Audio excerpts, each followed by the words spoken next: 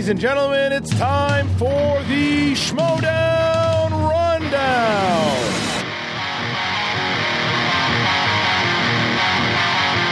Introducing first, Frankie Stats Janisch. And their co-host, the man of controversy, Mr. Bryan David. And finally, Gilmore. Let's get ready to Schmoedown. 3, 2. What's up, Movie Trivia Schmoedown fans? It is me, Brad Gilmore. I want to welcome you to the Schmoedown Rundown, number 62, the official after show for the Movie Trivia Schmoedown. I'm going to introduce my normal compadres, my compatriots here first, all the way from Chi-Town. What's up, Frank Janisch? How you doing, man? What's going on, Brad? Having a good night. I'm excited to talk about these matches today. It was a good week. It was a really good week. Did you eat any deep dish this week, or is that not a thing in Chicago? Did I make that up? That's more of a tourist thing, but, once in a while I'll dabble if I have the urge, Well, hey, also here on the show from SoCal, y'all make some noise for my guy, Bryan Davids. Bryan, how are you, man? I'm doing great, Brad and Frank, and a couple of things before we get started. It's Saoirse like inertia Ronan.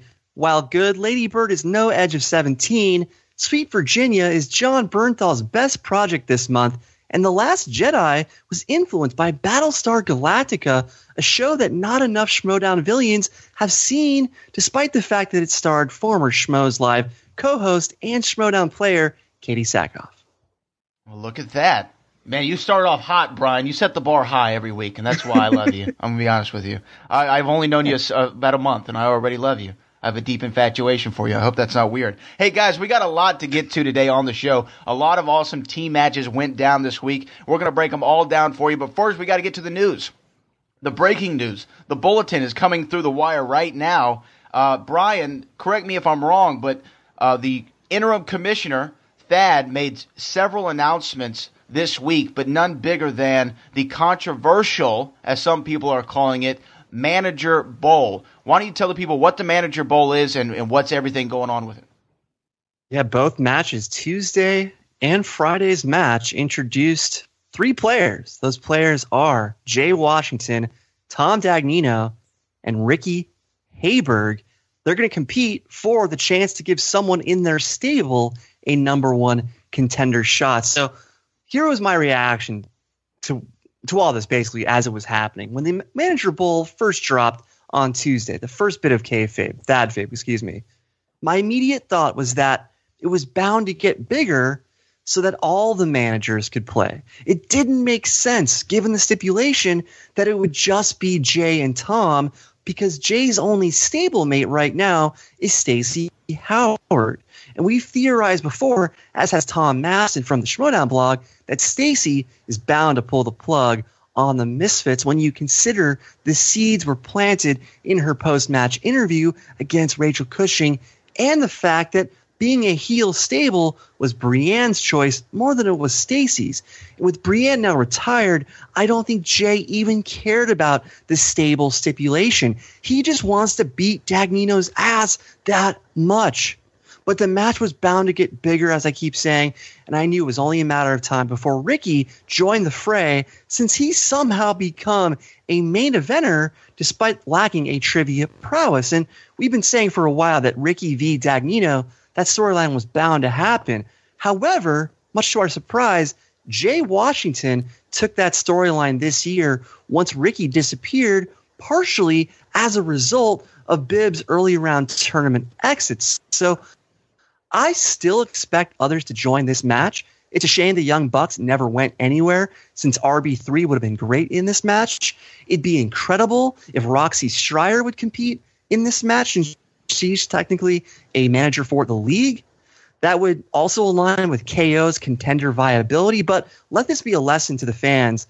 Don't jump the gun before you know all the details, because people were throwing this match under the bus when they did not even know all the players in attendance. So just wait, guys. Wait. Frank, what were your thoughts on the Manager Bowl? Yeah, when this contract was drawn right out of the air, seemingly from Thad's pocket. I was definitely interested in seeing where it would go because you're right with this term manager bowl.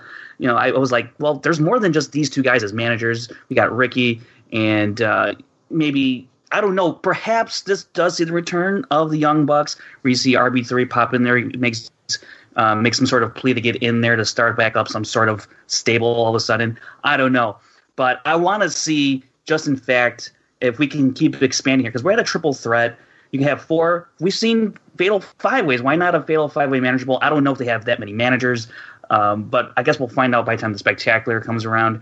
And I just want to know if Ricky, if he really can contend with Dagnino and Jay Washington, because we've seen Dagnino have some good matches. He had that one against Macuga where he hung pretty good.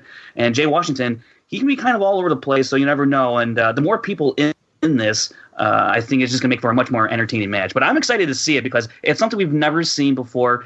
And the stipulations that the manager winner, they get to choose someone from their stable to have a number 1 contenders match. It's going to be very interesting, especially when you look at Dagnino because he has Snyder and JTE and Draco.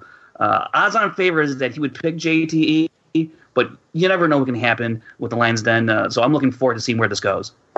Yeah, I like the Manager Bowl. I think this is a cool thing. Think about this. If we could see the greatest managers of all time in pro wrestling, if we could see Paul Heyman, Jimmy the Mouth of the South Hart, Bobby the Brain Heenan, Mr. Fuji, all going at it at one time back in the heyday, I would be in for it. That would be all me. And I think this is, this is what we're going to get in the Schmoedown. This is the Manager Bowl, and it's taking place at, the biggest show of the year, the Spectacular.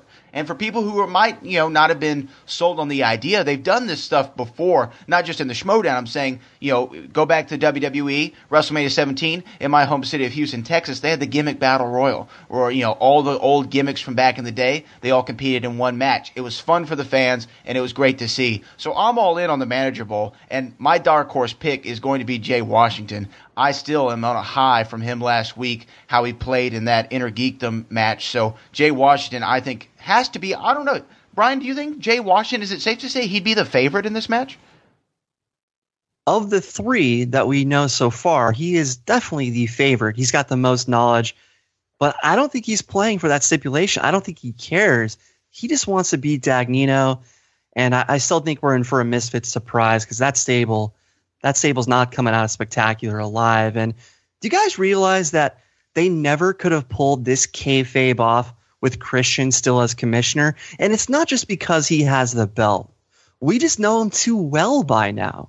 We know when he's trying to put somebody over. We can tell when he's trying to sell a story.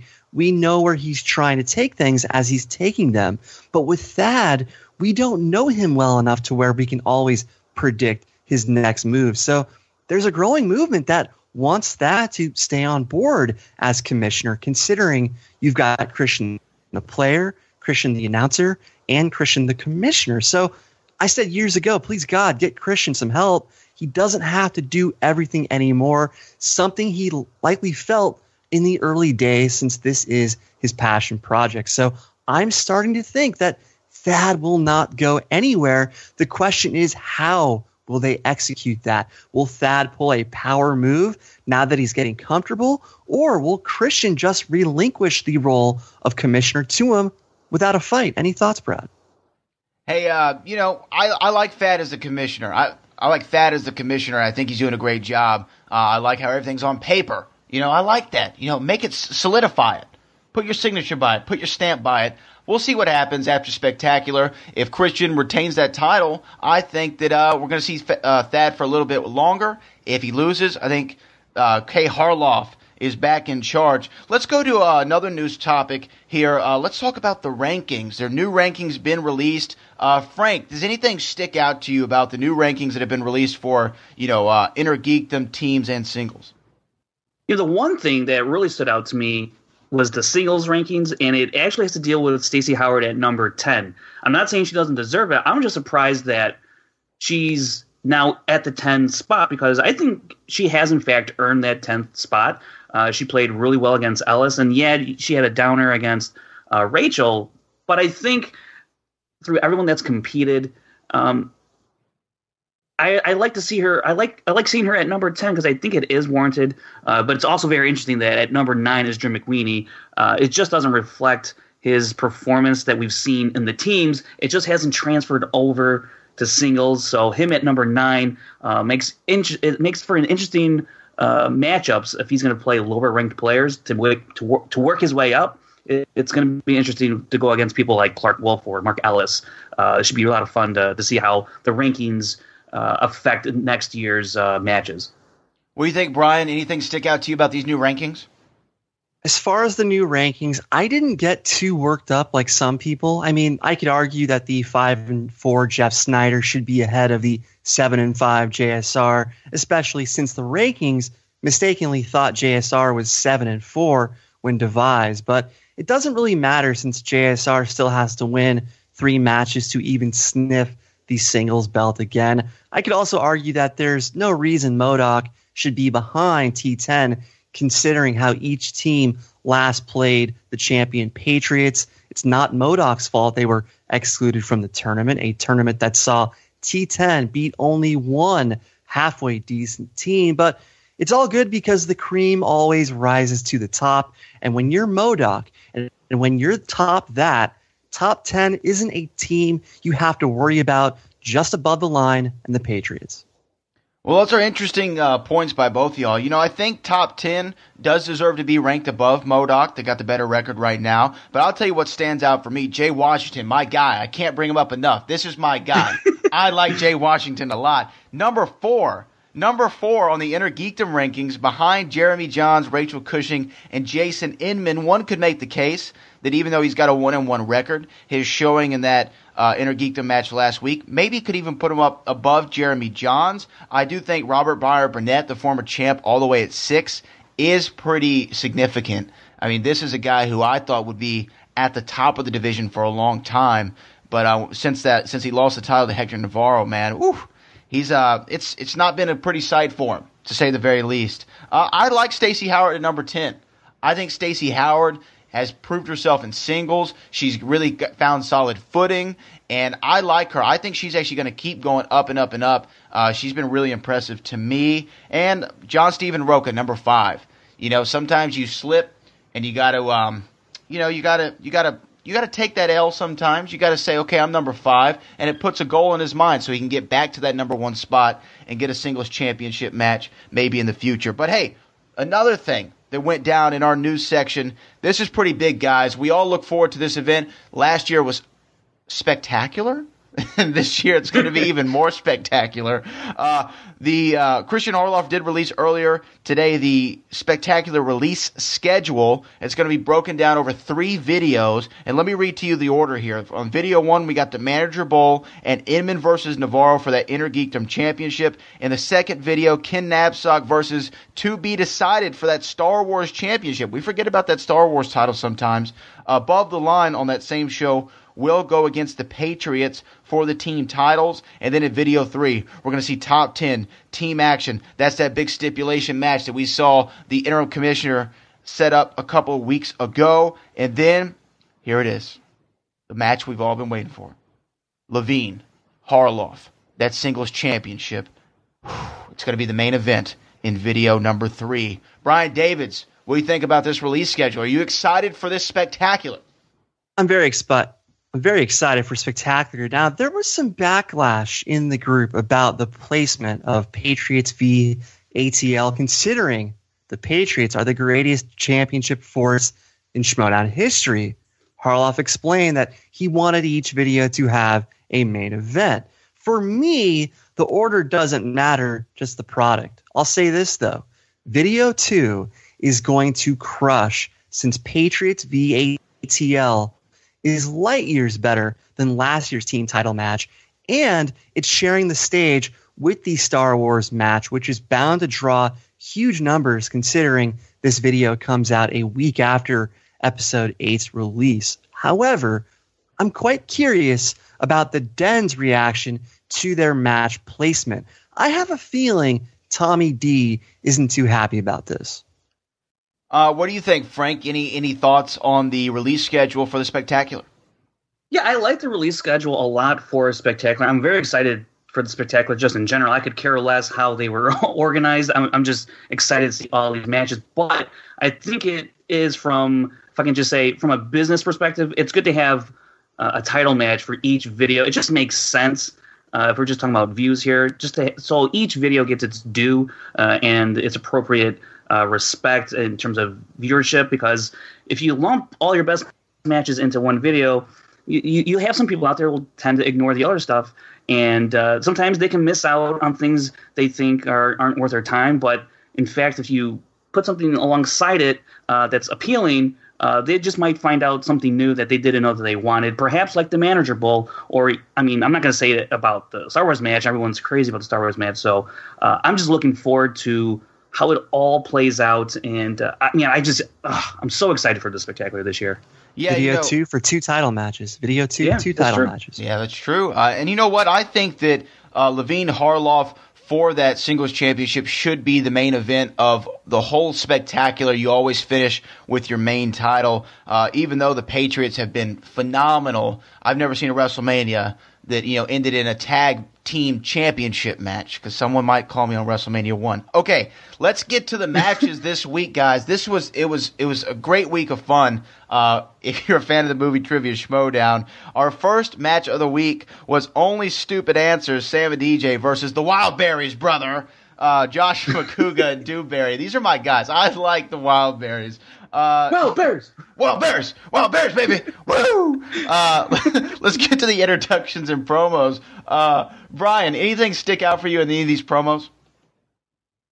Not much aside from Sam and DJ holding mics for each other. I thought that was kind of funny. And then much expected bluster from Elliot and Macuga. I don't have much to say about these two, about these two promos, really, considering there's zero history between these two teams. We've seen in the past, it's very difficult to do promos when there's zero history between these two teams. There's no SPAC talk they can pull to, two strange teams, and hopefully there's something that they can pull out of this for potential future run-ins. Who knows?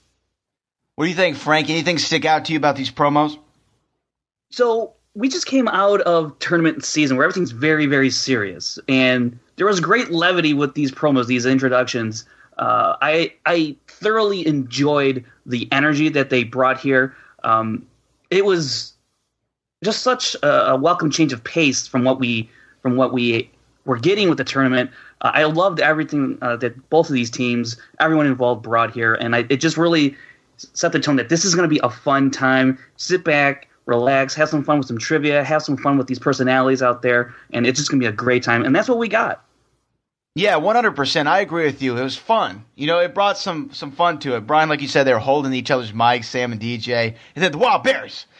Sometimes it's just something like, and I don't want to kill people with wrestling references, but, Ultimate Warrior, sometimes he just do promos. I'd have no idea what the hell he was talking about, but he sure was entertaining, damn it. And I think that's kind of Macuga and Dewberry, because they were just wildly entertaining, no pun intended. Yeah. And I just love their energy. I love their energy. And even their when we get to the entrances, there's just their energy is so phonetic. You just feel it through the screen. That's why Macuga's always been one of my favorite players. When it comes to these entrances, though, you got to love these guys even more. Bryan, what did you think of the entrances? Anything stick out to you? Well, real quick, Brad, I'm going to assume that you and Booker, during Reality of Wrestling on Fight TV, I'm going to assume that you guys do the Sam and DJ mic holding trick. So I'm going to have that mental picture in mind. Yeah, just imagine that. Just keep imagining that. That's exactly what happens. I don't know how you knew that. Don't confirm nor deny, so just let me have that mental picture. And now, as far as the entrances go, I love the Mortal Kombat theme. It gets me every time. As far as Only Stupid Answers entrance, they won me over right there. Wildberries, they come out dancing and drinking to Wild Wild West. Really bizarre song choice. Get it? Wildberries, Wild Wild West, Giant Spider. So, these guys have to overcompensate by being these crazy and wild guys. They know they're probably outmatched as far as trivia, so they have to be over the top. They're the Wildberries. They've got a top-selling T-shirt, so this is what they do. Giant Spider. What do you think, Frank? Did you love Mortal Kombat as much as Bryan? Look, these two entrance songs might be the two best entrance songs the Schmoedown has had. You can say what you want about the Godfather theme or Superman theme, but in terms of knowing that you're about to have a good time, these two songs really do it for me. But I will say this one thing about Only Stupid Answers. They probably have, in my opinion, the greatest entrance song of anyone in the Schmoedown. But they really don't follow it up with doing anything spectacular or flamboyant. They kind of just walk out there, they did their little thing with the bats, and that was fine. But guys, you got to give me some more energy with that song. How are you just kind of just moseying out there? I want to see you jumping around doing kicks like, you're fighting your friends in the backyard after you saw the movie the first time. So I would love to see some more of that with the song. But other than that, Macuga coming out for like an encore dance after, it went back to the desk, and then he comes back out, and then, we get back to Macuga. He's doing his own number. I mean, it was a great entrance. Very simple, and I loved it. Sam should rip DJ's heart out, or fake heart, next time. Right? Yeah. Like Mortal Kombat. I agree with Frank so much it's not even funny. I think these are. You don't agree with me? What? You don't agree with me? What's going on here? No, Brian, I don't. No, I like the theme song too. I know. I agree with him in the sense of these are my two favorite Schmoedown entrance songs, and we've had some great ones in the day. But I am, admittedly, and I'll probably get killed for saying this, I have a soft spot in my heart for that awful Wild Wild West movie because I was a big Will Smith fan at the time. Who isn't a Salma Hayek fan? Big Willie style, man. Yeah. Who's not a Salma Hayek fan? Let's be honest. And then Big Willie style was all in it, getting jiggy with it. So I had to be a fan of Wild Wild West. And I actually liked the television show. I used to watch it with my grandfather. This was kind of a big departure, but I loved it. Mortal Kombat, another one. It reminds me of my childhood. I wanted to watch both of these movies instantly as soon as I heard the music. And that's what it should do. It gave me an emotional reaction, damn it. The Wildberries had me pumped, and so did Only Stupid Answers. So let's get into the action, though. Let's talk about why we love the Schmoedown, the action. Round one ended 11-11, all tied up between these two teams. Only Stupid Answers and Wildberries both brought it.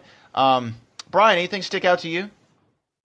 Well, I was struck by the fact that it was a rather balanced round one, not just by the fact that it was tied, but DJ had 6, Elliot had 6, Josh had 5, Sam had 5. Now, question one was interesting for a variety of reasons.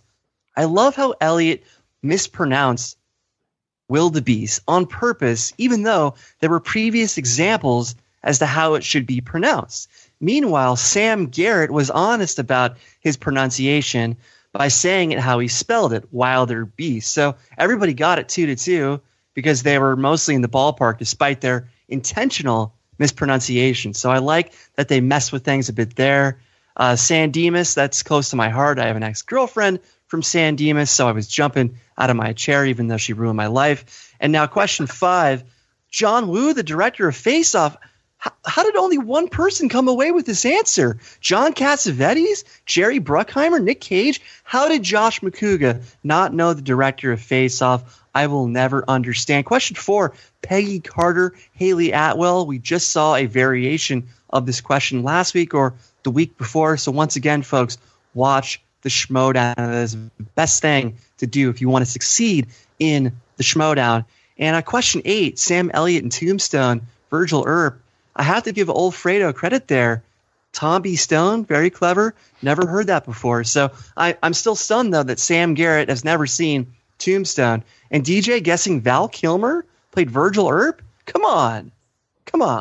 Well, at least he guessed someone in the movie, and that's the best you could do if you've never seen the movie. So I will give him props for that because, full disclosure, guys, I've never seen Tombstone. Anyways, so what I will say, though, is this face-off the face-off question, that one hurt. You're right, that one hurt a lot, but I'm just glad DJ got it. It's interesting, in this match, we didn't have a single question go over with anyone, and you might expect that to happen with these two teams just because they didn't have the greatest debuts.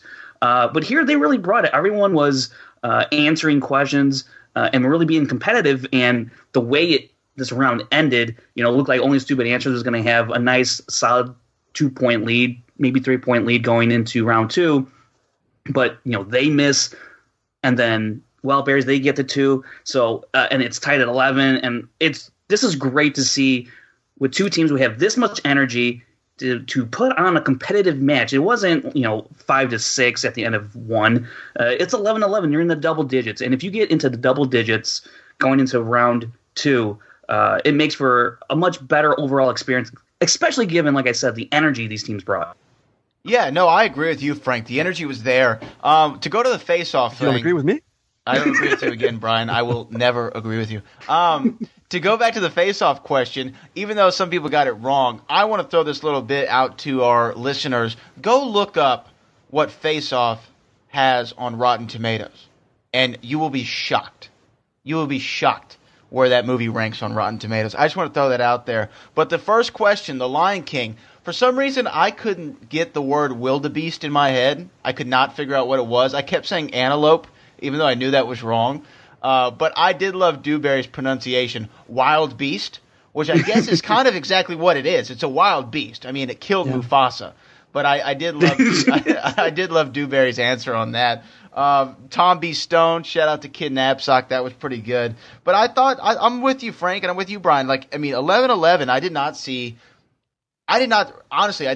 these guys scoring 11 points each. Not to say that, they're not well-versed in trivia. We've seen Josh Macuga pull out some magic a lot of the times in the past, and he definitely knows his movies. But, I think just the way the match had that feeling, sometimes we see the matches on Schmoedown where it's just going to be mainly fun. And I guess, Frank, you're right again, coming out of the tournament season, this was our really first match to breathe and just enjoy and not be sitting on the edge of our seats seeing, who's going to win or who's going to go home, who's going to advance. So I really loved this first round. And like I said, 11-11 at the end, only stupid answers, Wildberries. No one pulling ahead of the other going into round number 2, the wheel round, which I always call the make or break round. We had a little bit different scenario going down here. Only stupid answers up 22-18 at the end of round 2. Brian Davids, give me your thoughts, man. Well, let's start with Only Stupid Answers turn, as we often do. And DJ, Don't Call Me Orlando.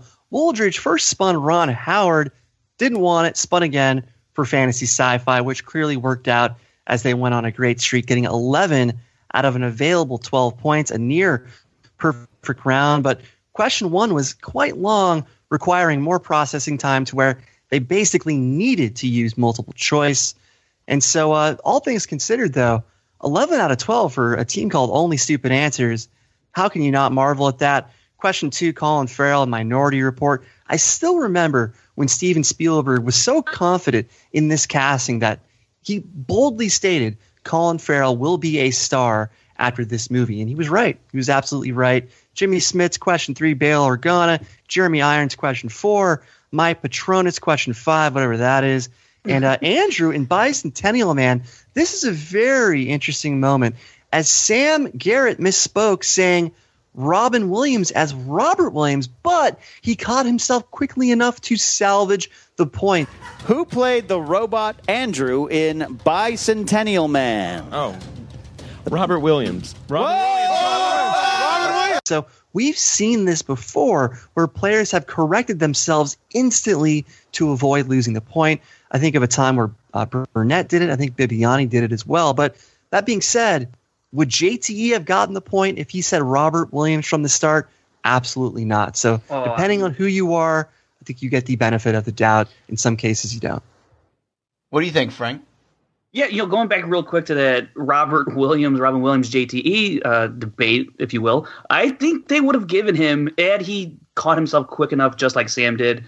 He wouldn't have been quick enough. That's the thing.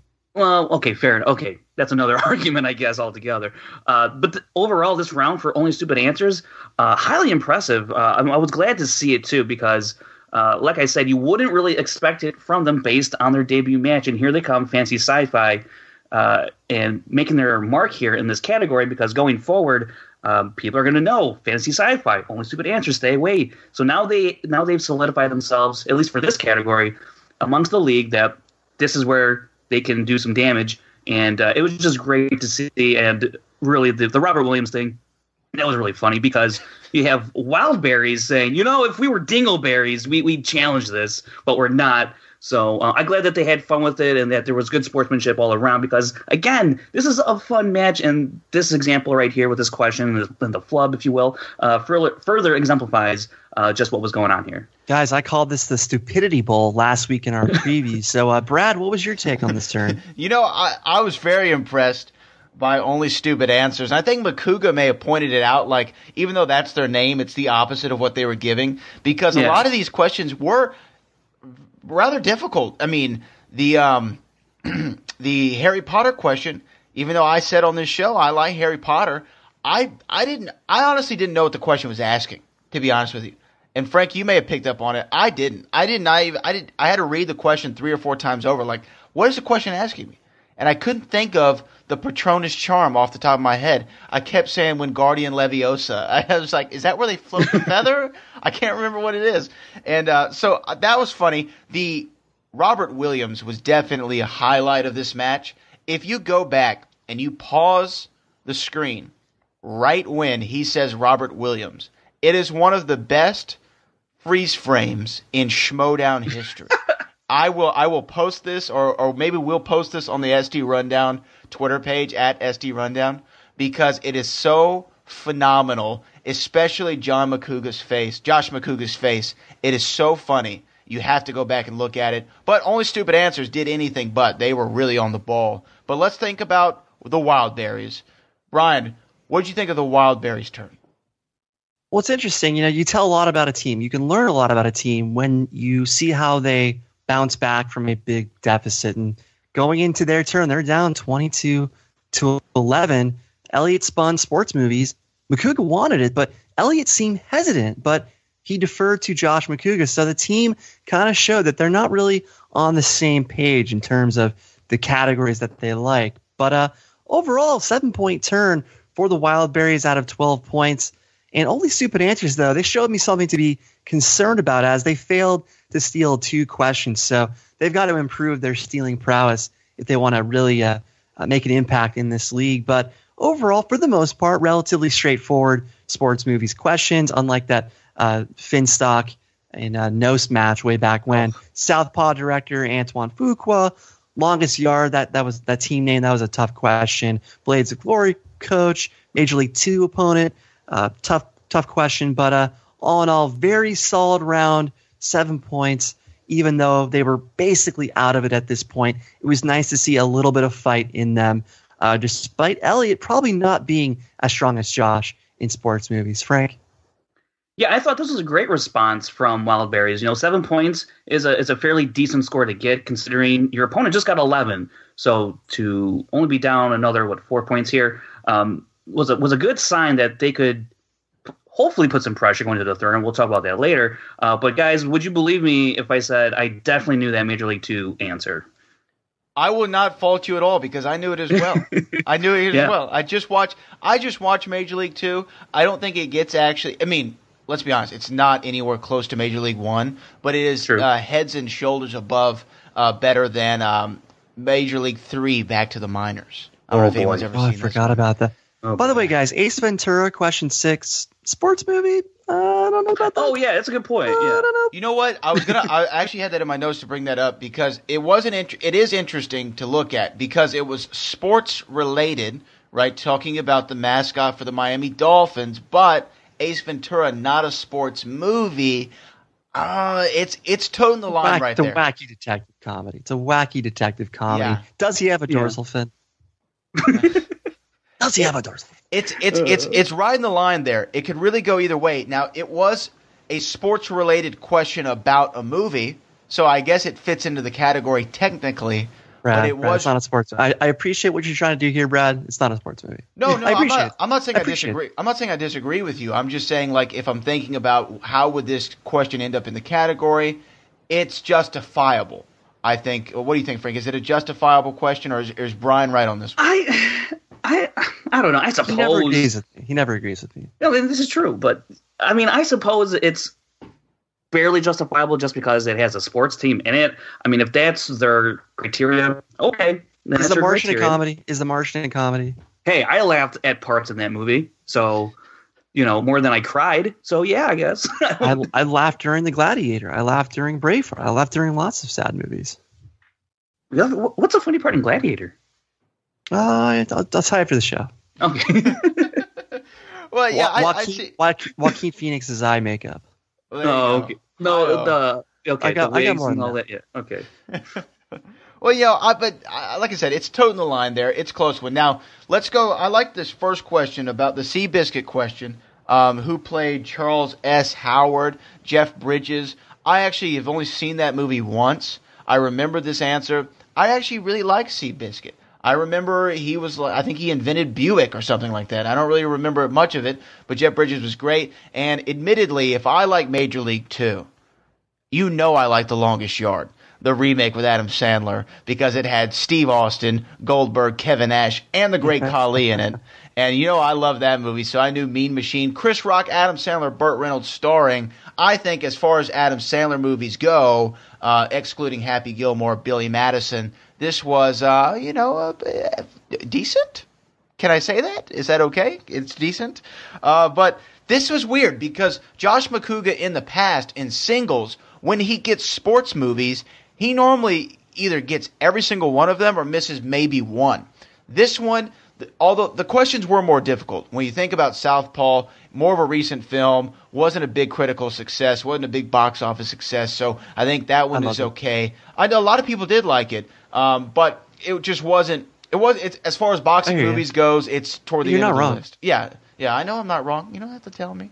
But and then when you go to Major League 2, White Sox, it was a rather specific question.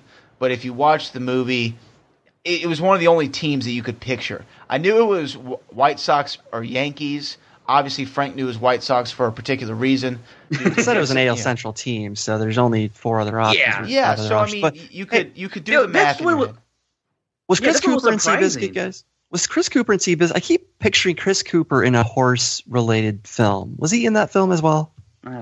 You know what? I don't know off the top of my head. You remember? Off the top of my head. Like I said, that was a Tobey Maguire one, right? It was Tobey Maguire was in it. Okay. Jeff Bridges, and a horse. What were you going to say, Frank? No, I was saying that was most surprising about this Major League 2 question is that I thought Macuga would at least know who's in the AL Central if he's a big sports guy. I thought he would perhaps know that. Maybe he's more of an NL guy. The Twins are in the AL Central. Well, yeah, I know, but it seems like he could have figured out the multiple choice on his own. I don't think he would have assumed DJ or Sam would have known because clearly they didn't. But I guess maybe if you want to say it was a strategic move to say that they did steal. Did Elliot? It didn't seem like he knew really. I don't know. This is why. Yeah. This is why you've got to confer with your partner to make sure you guys are on the same page. Macuga just picked it without even asking Elliot, "Hey, is this okay with you?" So they've got to be on the same page. Macuga did kind of. I mean, Dewberry looked back at Macuga. And Macuga's like, yeah, let's take it. And I think Dewberry had the confidence in Josh Macuga because he's seen how he's performed in sports movies before. That he normally is really lights out, and he hits most of them, if not all of them. So I think he was putting his faith in his partner, which is great teamwork. It shows that they have a certain level of trust with one another. But like I said, at the end of the round, 22-18, only stupid answers at the top of their game going into round number 3. Really, this was a tough round for the Wildberries because they just were not getting great categories for them.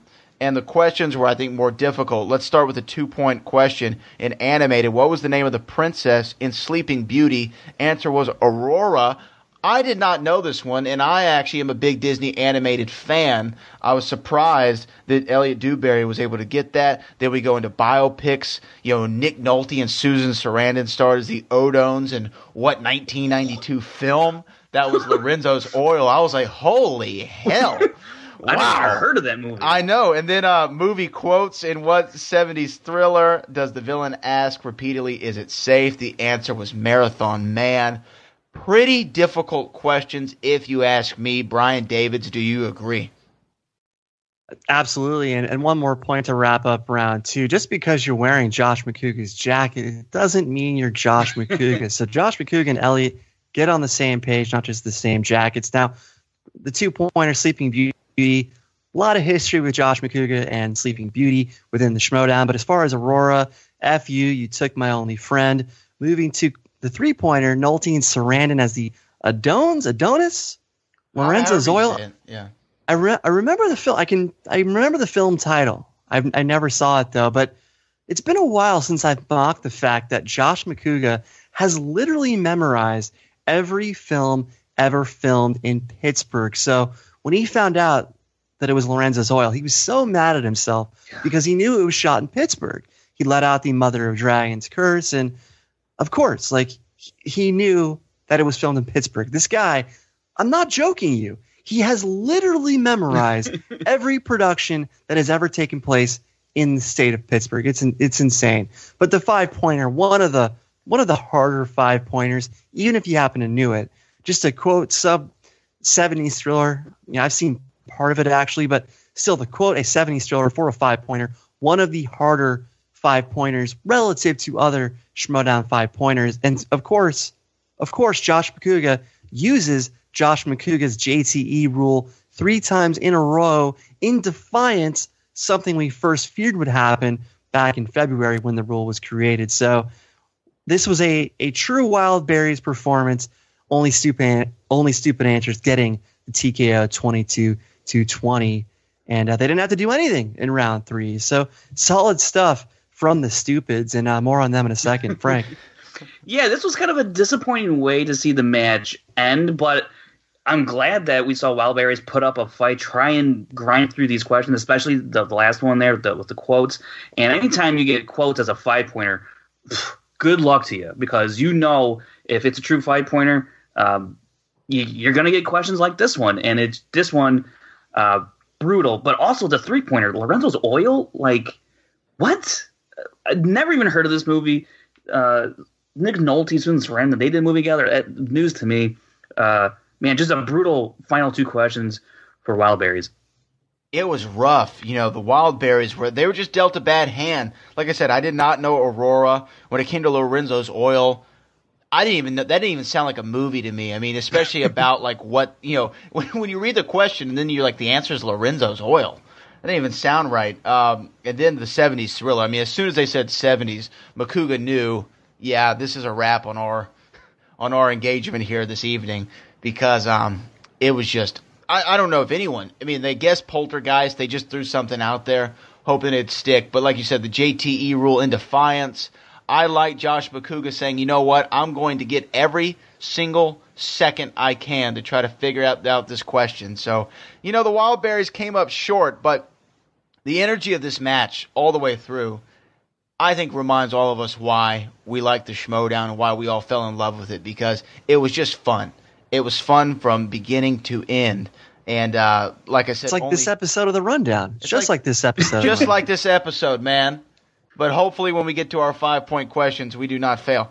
No fireball here, though. No fireball here. Only Stupid Answers wins the match 22-20, not even needing to answer any of the 3 questions in round 3.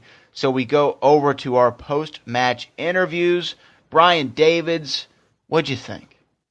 Well, initially, right before the post-match interviews, Josh Macuga, I have to believe, was throwing stuff at Fredo Knapsack in the wrap-up, and Ken then made a reference to the upcoming Last Jedi film, but then he protected himself by saying how it might be out already. So maybe this was scheduled to come out after the Last Jedi's release. I don't know. I'm always interested by that stuff. But Perry was doing the post-interview Perry view, so Emma and Serger were both absent this week, it seemed, and it's funny how Perry was wearing a name list shirt. I don't know what you call those, where it has all the names listed. Miss Movies made us one, which is now a collector's item, but I don't know what the actual brand or company that makes them. There's got to be an actual term for them besides nameless shirt. But it was interesting how she was wearing one, because Thad was also wearing a name list shirt during Thad Fabe. It was the cast of The West Wing. We were talking about Aaron Sorkin right before we started this recording. So what are the odds, guys? What are the odds? But Perry blamed the fireball on Wildberries' performance, even though Only Stupid Answers did not care if it was the fireball's reasoning. They didn't care. Why would she bring it up to Only Stupid Answers? But anyways, Only Stupid Answers, they didn't call anyone out like Perry wanted. She kept trying to goad them into calling somebody out, talking them trash, but they didn't know what to say.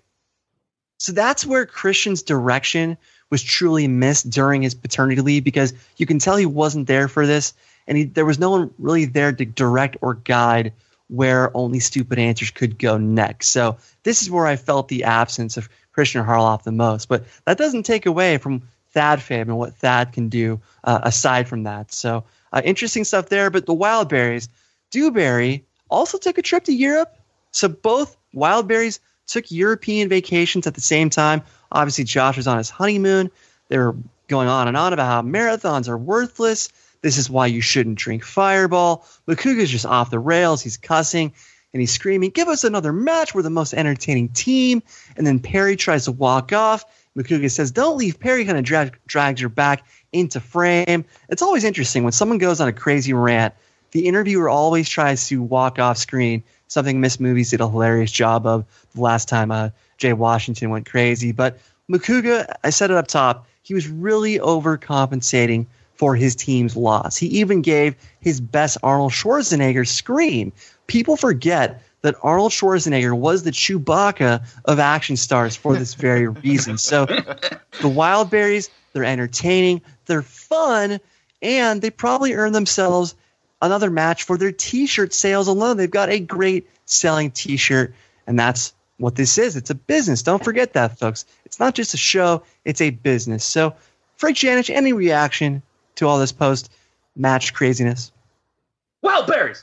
Yeah. They could just say that, and that's it. That'll be good enough for me. I do like that they went off the rails here because it was actually kind of justified. These last two questions were pretty absurd, if you ask me. So it worked well with their antics. So and also, guys, I'm really waiting to see this James Cameron Only Stupid Answers match. How about you guys?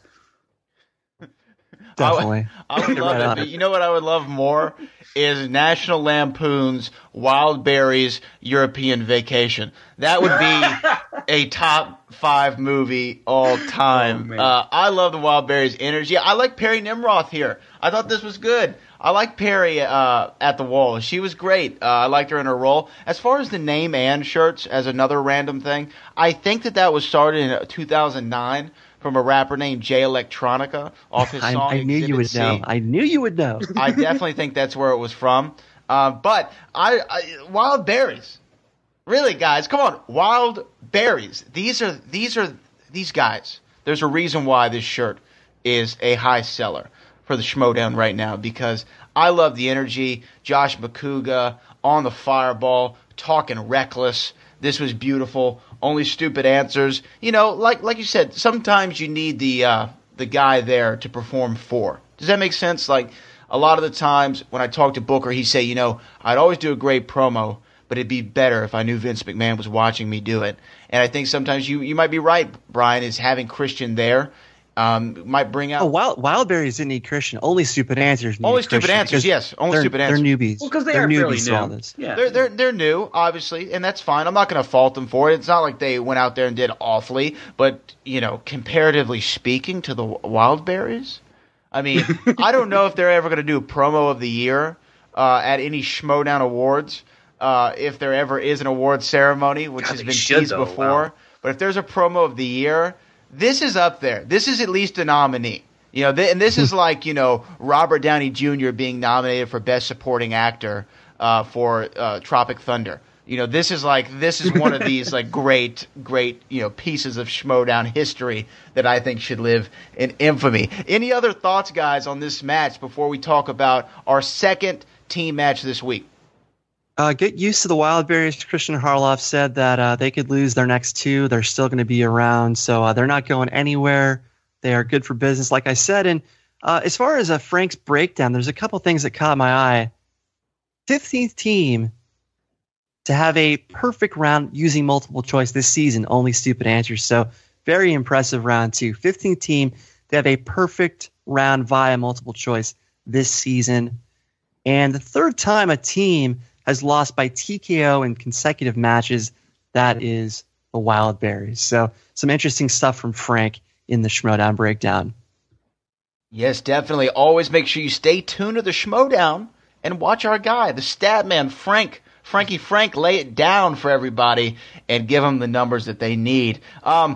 This second match, I think, was the one that a lot of people thought was going to be the more competitive of the two this week. We saw DC Movie News taking on Top That, formerly IGN. A lot of anticipation for this match, I think, from the Schmoeville fans. We thought that this was going to be a knockdown, drag-out fight. Frank, in these introductions and promos, what was going through your mind when you saw DC Movie News and Team Top That? I thought Mike Kalinowski, he had a real handle on what he was up against. I think he really respected what Eric and Jim have done prior to today's match. And he was cautious, but he wasn't really showing it. And then when you look at Top That, formerly IGN, pretty arrogant. And I liked it because they would back it up later in this match. But the fact that, they looked at the tournament and said, we could have mopped the floor with all these guys. I would have loved to have seen them take on Above the Line or Team Action or even Wolves of Steel. It would have been great to see them in there, but certain circumstances prevented that, and we'll just have to wait and see if those matches ever come to fruition. And I hope they will. I think they will eventually. Hopefully, Above the Line and Top That will get there because they're good enough. They believe they're good enough. Just listening to their promo, they think they can just kill this league, and I'm looking forward to seeing if they can actually do it. Bryan, what about you? I mean, I agree, Frank. A lot of arrogance, I think, coming from Team Top That. And I think Kalinowski was a little shook. What do you think, Bryan? Guys, I'm going to make you wait until after our commercial break to give you my thoughts on all the intros and all the promos. Let's hear a few words from our sponsor.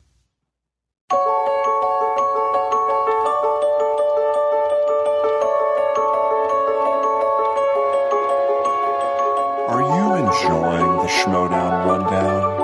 If you answered yes, then we encourage you to step inside the magical world of SK Plus, a YouTube channel with podcast programming that has been handpicked and vetted by visionary audiophiles Christian Harloff and Mark Ellis, combining their love for stand-up comedy, independent film, and sports entertainment. Harloff and Ellis continue to break new ground, something you'd expect from the first YouTube cinephiles to be certified by Rotten Tomatoes. With programs like Andres Cabrera and Robert Butler III's The Meaning of, or William Bibiani and Whitney Seibold's critically acclaimed, you are bound to find a voice that enriches your mind, body, and soul. Remember to subscribe to SK Plus, hit the like button, and comment on your program of choice. Are you constantly on the go? SK Plus programming can also be found on the Schmoes Now podcast feed via iTunes or wherever you enjoy podcasts.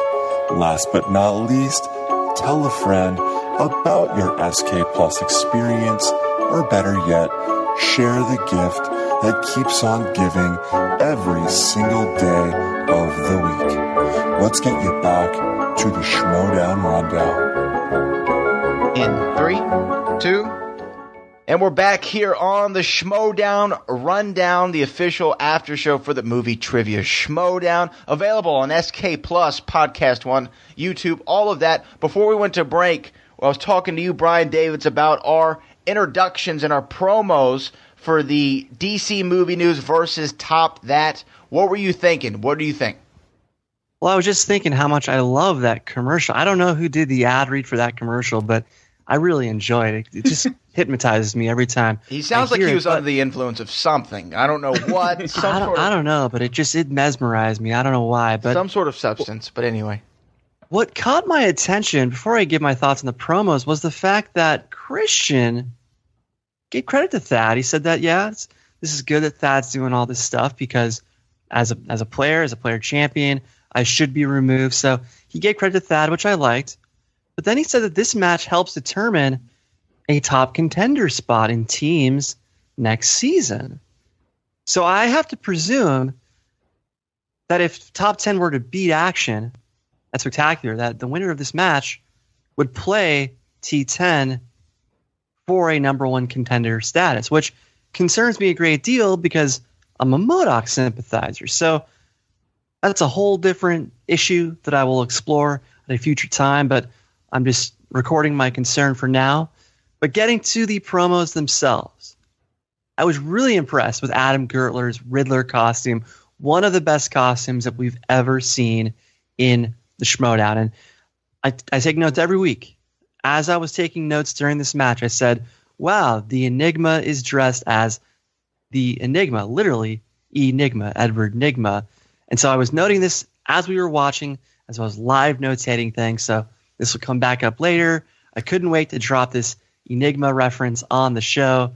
Unfortunately, someone spoiled it later. More on that later. But as far as K.O. Kalinowski, he had his leather jacket get up, no real costume this time. But what concerned me was that Johnny LaQuasta just dropped fire in his last appearance with his stablemates, with KO. But you could tell that Johnny's absence was really a major void for this team, for this stable. KO, for whatever reason, pre-match, post-match, just did not bring it with the promos, did not bring it with the post-interviews. I got a lot to say about KO's post-interview, but this team, this stable really needs my man Johnny LaQuasta. He's not Brad's man, he's my man Johnny LaQuasta. So I don't want to be too harsh on the guy, but KO really struggled during these promos, during the post-match. As far as Top That goes, Top That, formerly known as Team Clammy Hands, formerly known as Team IGN, I like this new attitude they're showing. I think they came back to the Schmoedown with a new approach. They know what works. They know what doesn't. They learned from their first go-around. They realize they have to have a bit more attitude behind the mic. I'm not saying they're heels, but they definitely approach this with having a bit more attitude, a bit more spunk, a bit more of a presence than they did before. So I like that. New team, new vibe, or new team name, new vibe. And their catchphrase, which I think is very important in a wrestling-inspired movie trivia game show. It's not a game show, but it's a show. The wrestling component of it all. I'm very big on the catchphrase. I love the "you're dismissed." I love anyone that's got a catchphrase. And surprisingly, the Crusher, I love her catchphrase, which is actual crushing with her hands. So it's a catchphrase in a different variety. But there's not enough catchphrases in this league. So I like that they're going with something which they said was, what do we have to say about that? Top That. So that's what they said. More on that in a second. But every time Goldman shows up, Eric Goldman, the marvelous Eric Goldman, I zero in on his tattoo. Perhaps they should have gone with the team name Top Tat. Just a thought. Just a thought. Top Tat. Top Tat. Okay. And they did say it's not the tournament wasn't for real without them. MODOK could say the same thing. Two of the best teams are not in the team tourney. So, God, can you imagine that amazing team tournament with MODOK and with Top That? The competition would have been even better and was already some of the best competition we've ever seen. So, my goodness. And Christian, though, when it came back, it seemed like Christian was unsure about what their actual catchphrase was because he quoted something different than what they quote. He said, think you can beat it? Top That. So a little mixed signals there, but all in all, I like the effort to get a catchphrase. Not enough catchphrases in the Schmoedown. Jay Washington's got a great one. Miss Movies and her stable had a great one, which included. He said Top That. That's all we're looking for. Now here's a little bit of trivia for you as well. Aside from Booker T, Johnny LaQuasta is the only person to appear on both the Movie Trivia Schmoedown and Reality of Wrestling. There's a little nugget for you. But as far as download the Fight TV app now. Download the Fight TV app now. It's free. Do it. Forever. Do it now. I do it for you. But as far as these promos go, I liked them. I love a good, catchphrase like you said. But even more than the promos themselves, let's get to the entrances. Frank, what stood out to you about the entrances for DC Movie News and Top That? I really like that Top That was just more of a business approach. At a quick glance, I thought Eric Goldman was wearing a shirt from UPS. It looked like he was about to deliver, some sort of package. It really, and I used to work for UPS, so I was like, I think I know that guy. But no, it was Eric Goldman. Other than that, pretty standard approach to the entrances. But that was the only thing that really was like, hey, that's UPS. Okay. I did love Gertler's, Edward Nygma get up. I forgot to make mention of that. Bryan, I'm assuming you have something to say about the entrances.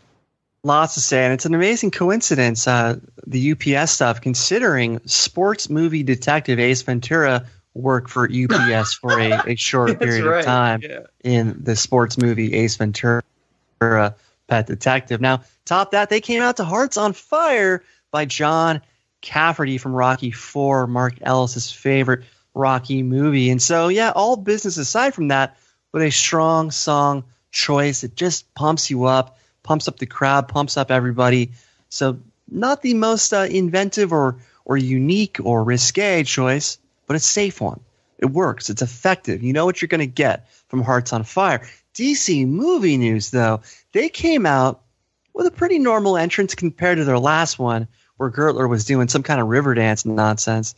But this time he came out, Gertler, with his Edward Nygma get-up, and he did the Ashley Mova shimmy, while KO did his finger gun kiss and wink, or whatever the heck he calls it.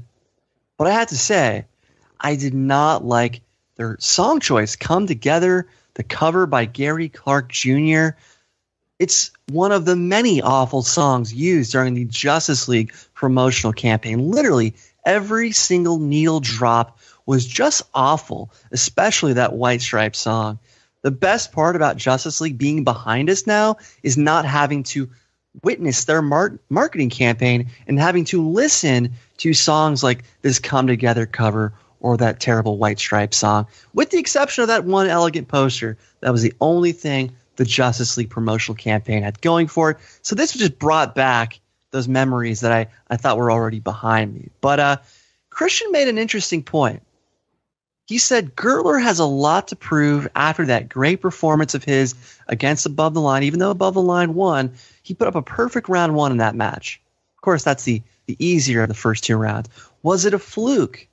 Before the match I posted on Twitter, the key would be Gertler versus Goldman, since KO and Vejvoda have proven to be rather consistent players. So this match for me was going to come down to Gertler versus Goldman. This is what I was writing in real time as I was watching this. These are what my notes are basically saying. So Gertler versus Goldman, the winner of that wins the match. So guys, any other thoughts before we get to the round by round breakdown?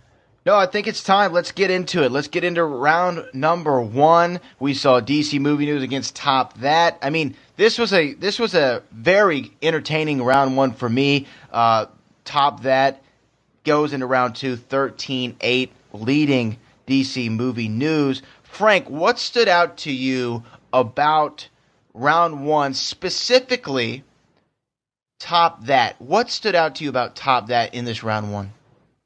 Well, there's actually two things that really stuck out to me. Mainly, though, it's Eric Goldman getting 7 points here. He's never done that before. He's never scored more than 5 points in the first round for the previous three matches. He's never done it. So for him to come up with 7, and he misses the first one and then goes on a 7 question streak there for answering correctly, mighty impressive. And he got some a couple questions that Jim didn't know there. But Jim Vejvoda, he got the first 5 correct here in the first round. Now, I had to go back and I was like, Jim, he's been really good the past few matches. I don't know if he's missed any. So now if you go back to, he had a perfect round and then he missed a bonus. He had a good third round, or he answered one question in the third round, I believe. I think his total is now, he's answered, including the bonus question that he missed, he's answered 22 out of 23 questions. It's a highly impressive run. So for him to blank on that 6th question, a little disappointing, but I mean, he gets 6 points. Eric Goldman gets 7. It's usually, you would think, the reverse. But Goldman, man, he showed up to play. And as Bryan was talking about earlier, it's going to come down to Eric Goldman and Adam Gertler. And Eric Eric Goldman, he really showed up. No, I couldn't agree with you more. I mean, Team Top That came in, formerly IGN. They've been out since the summer. They came in, and it was like they never left. They were a well-oiled machine. It was very, very high level of play from Top That. Bryan, before I get your opinion on how Top That played, talk to me about DC Movie News scoring 8 points in the round. What do you think was the cause of that? Adam Gertler's 2 points. It's that simple. KO did his job with 6. So this match answered the question as to whether Gertler is for real or not after that fantastic, perfect round 1 performance in his last match. But with a 2-point round, this guy reflects the very character he dressed up as. Like I said, he is truly an enigma. As for Top That, my God, I said this team was a future threat from day one, from the day of their debut.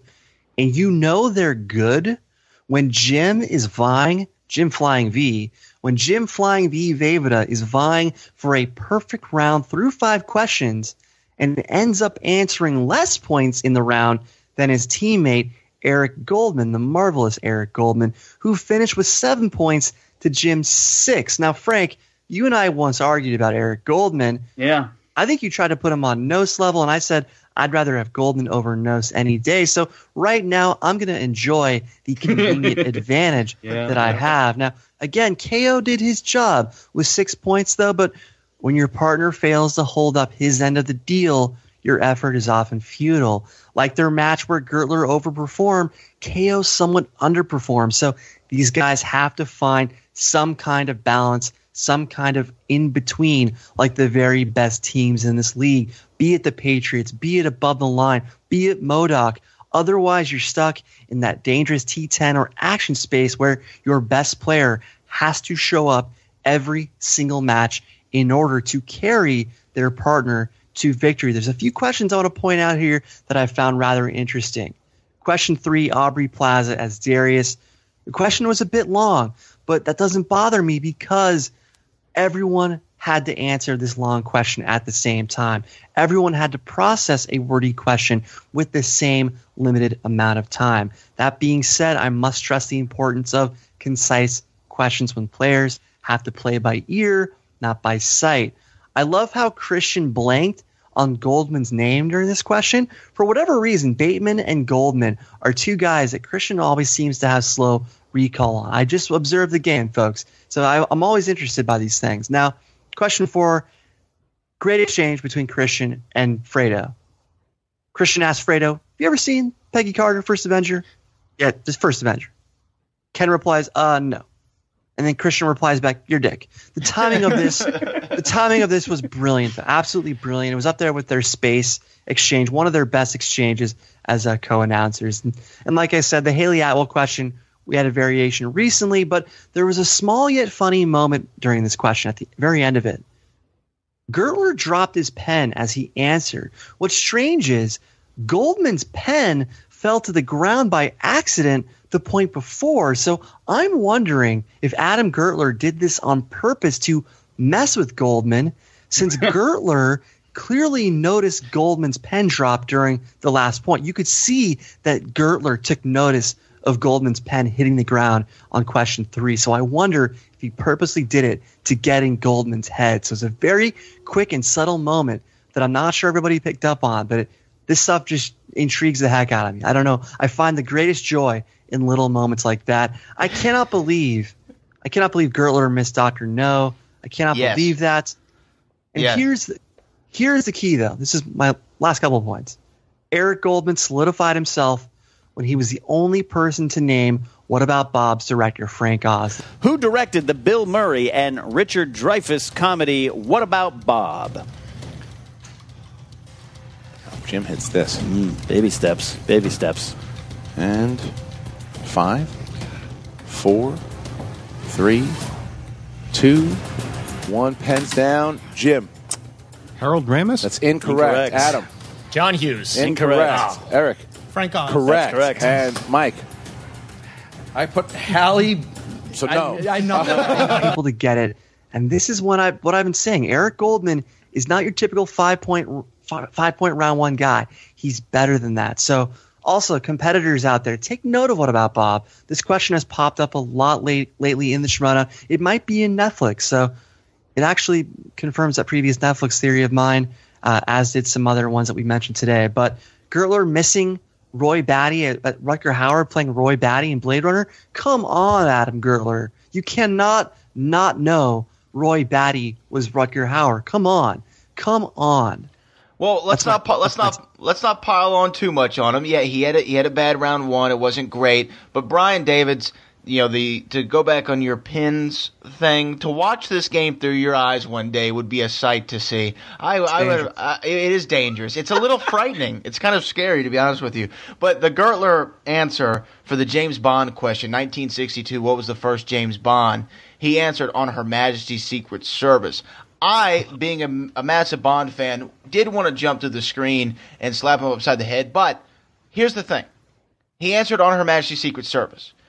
It's not like he said Moonraker. Why I think On Her Majesty's Secret Service was an okay answer if you're going to get it wrong was it was the first film from George Lazenby and the only film. And it came in I think it's 1969, I think is when the movie came out. So, he got the decade right. He got that it was the first of this particular actor, but Dr. No is one that everyone should always know. The Peggy Carter question.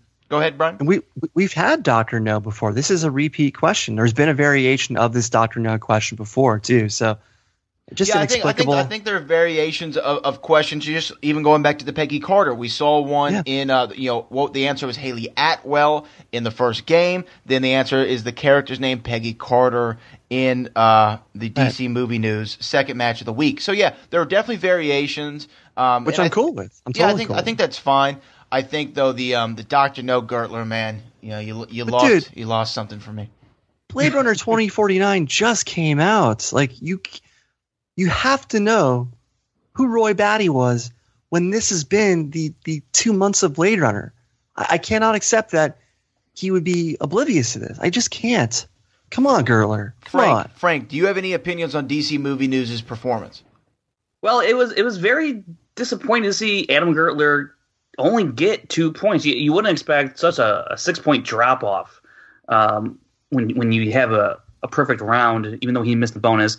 Go from 8 to 2. That's you really don't see that one coming. Regression to the mean. It's just oof. I mean, and he's never been this bad. So and then he missed some. I mean, the Blade Runner one, that one cut deep. I'm a big Blade Runner fan, and you're right, Brian, with 2049 just coming out a couple months ago. That one hurt. I quoted Rutger Hauer last week. I quoted him on this show last week from Batman Begins. Yeah, well, sometimes you're going to have these matches, and I think this was a sign that it wasn't going to be DC Movie News' day. So are you ready to concede the Gertler versus Nose debate? Are you ready to admit that Goldman is better? He's got to do it again. He's got to do it again. Just because you did it once doesn't mean, hey. Yeah, but he's put up 5-point rounds. Stop clock is right twice a day. So, I mean. He's been consistent to this point with at least 5 points. Yeah, Nose on its best day is only going to get you 5 points. But more on this in a second. I've got more to say, believe me. We know you do, Brian. Trust me. Going into round number 2, top that is still topping DC Movie News 24/17. I see what you did there, Gilmore. I see it. You like it? I'm very good at segues there, Brian Davids. So top that goes first, and they spin Spinner's Choice, and they pick the low-hanging fruit, as it was called, and pick comic book movies.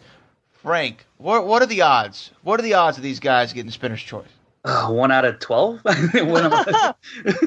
I like that you gave me the actual number, although that's not what I was looking for. But thank you for that. Look, getting Spinners, and this is, I said in the stat segment, second time in a row. They got their last match against Deep Cuts, and they picked comic book like they did in Deep Cuts. So why wouldn't they go for the low-hanging fruit? And with that being said, do not expect comic book movies to be on the wheel in their next match. Just ain't going to happen. I think that's pretty been well established.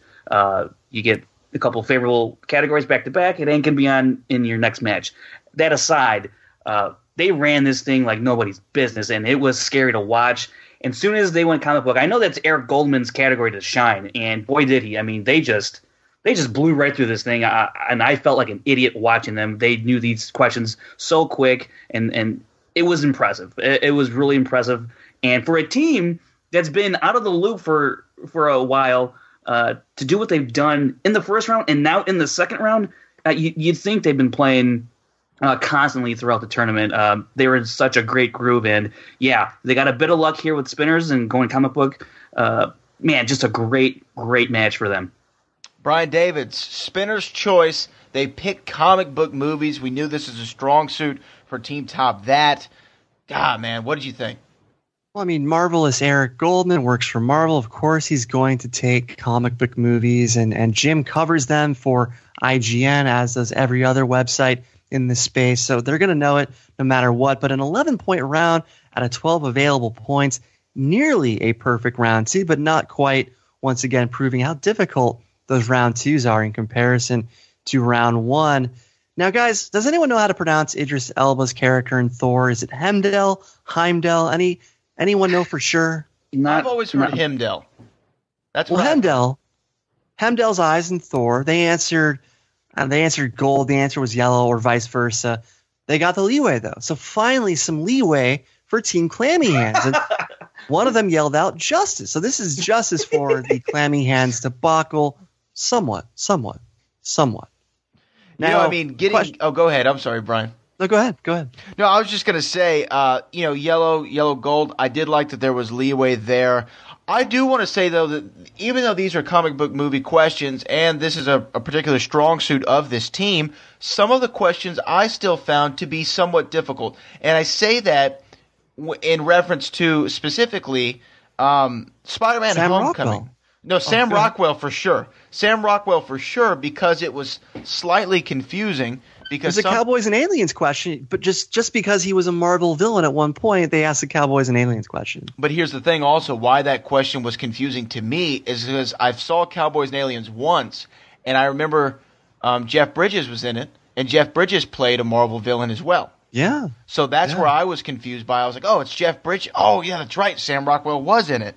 But the one that got me was the Spider-Man Homecoming. It is still rather recent, and to ask the character that Peter had a crush on, the girl he had a crush on, I thought that could have gone with Zendaya's character, or which is Mary Jane, because they kind of had a thing toward the end. Obviously, they were referring to Michael Keaton's daughter. Spoiler alert! Oh, it's okay. The movie's been out long enough, but it's on VOD. Liz was the primary love interest for this film. They're teasing that MJ will be the future one, but Liz's name was said a million times during that movie, even though the two barely had any chemistry, even though the two barely had enough of a relationship to frame that movie on. But I hear what you're saying. Still, because it was such a recent film, because this space is so strong in comic book movies, especially these specific players, I understand why it may have been confusing, but this is something that everybody should have answered, given how many times that damn name was said in that movie. Skyhook, though, I love The Dark Knight, but Skyhook is one that you can get a little twisted on. Hannibal King and Blade Trinity, impressive. The Cowboys and Aliens, once again. Dr. Emil Hamilton in Man of Steel, if they had a little bit more time, I think they could have come up with Richard Schiff without having to go multiple choice. So nearly a perfect round in their return match after several months off. Impressive stuff. This is why I said they're a future contender. No, and I agree with you. The Skyhook was a good pull. I mean, that could be something that, could go either way, right? Blade Trinity, obviously, the greatest film by Triple H and Jessica Biel. So moving on. I'm good with calculation. You are very good with it.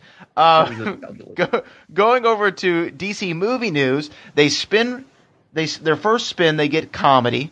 Then K.O. Kalinowski says, we're not going for that. They go for the respin.